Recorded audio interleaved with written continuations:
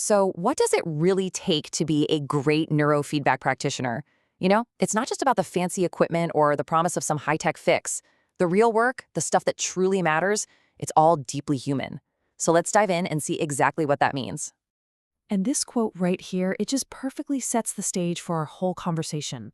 It's not just about operating the tech, it's about your own formation as a practitioner. The whole goal is to build what we're calling an expert's compass. That inner guide, that sense of prudence and humility that always puts the client first. That's what directs the technology, not the other way around. All right, so here's our game plan for unpacking all this. First, we're going to talk about the core mindset, this idea of promise versus prudence. Then we'll get into the nitty-gritty of taking a good client history. After that, we'll look at why having a measurement-based mindset is so critical. And finally, we'll see how to pull it all together into a clinical story that's safe, ethical, and actually effective. Okay, let's kick things off with a really big one. This constant push and pull between the sheer excitement of what this tech can do and the discipline it takes to use it wisely.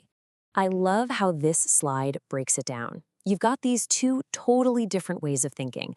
On one side, there's just enthusiasm. It's all about the cool gear, the software, these kind of simplistic, let's fix the brain stories.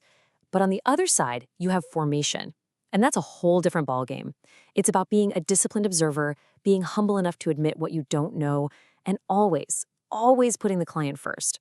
That's really the leap from just being a user of equipment to being a true practitioner. So with that mindset in place, where do we actually start?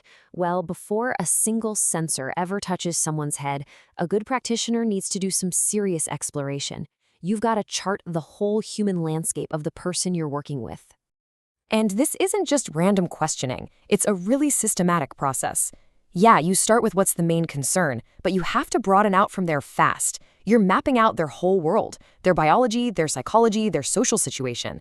It's only after you have that big picture that you can really work with them to set clear goals and, just as crucial, spot any potential red flags or risks along the way.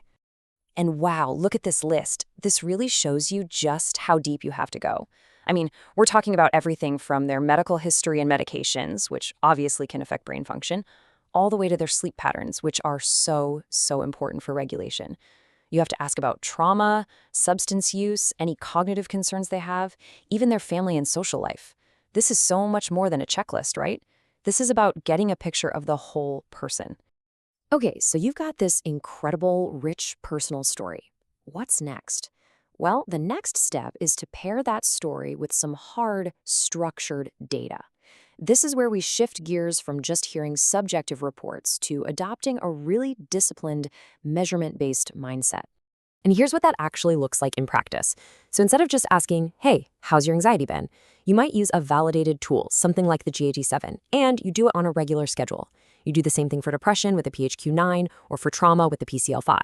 What this does is it gives you a clear, consistent way to see if things are getting better, or maybe if they're not. It grounds the entire process in objective data. And this really gets to the core of it. Measurement-based care sounds kind of clinical, but it's not just about crunching numbers. It's really a tool for providing wise care. It gives both you and your client real insight, and it creates a common language you can use when talking to other doctors or therapists who might be part of their team. And you know what? This isn't just some extra thing that good clinicians do. This is standard operating procedure in brain research. The very same tools we're talking about, the BDI, the BAI, these are used in serious scientific studies to set baselines and track outcomes. So doing this in your own practice really aligns what you're doing with the highest standards of scientific rigor. All right, so we've gathered the personal history, we've got our structured data, but just having piles of information isn't enough, right? The next part is where the real artistry comes in. It's about weaving all of those threads together into a story that's coherent and actually useful. Oh, this quote, this is so important. Honestly, it might be the single most crucial lesson in all of this. Listen to the difference. Saying the client reported improved sleep, that's an observation. It's a fact. But saying the neurofeedback caused improved sleep, well, that's a huge leap. That's a causal claim. And it's an interpretation that we often have no business making.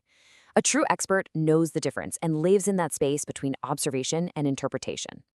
And you can see how this careful mindset is literally built into the structure of a good clinical report. Look at the flow here. You start with the facts, the history, the baseline observations. Then you explain your reasoning for using neurofeedback. You summarize the data you collected, and only at the very end do you offer a cautious interpretation. You're carefully thinking about what it all might mean before you even think about making recommendations. Which brings us to our final and maybe most important section. This is really the bedrock for everything else we've talked about, making sure what you're doing is safe, ethical, and actually effective.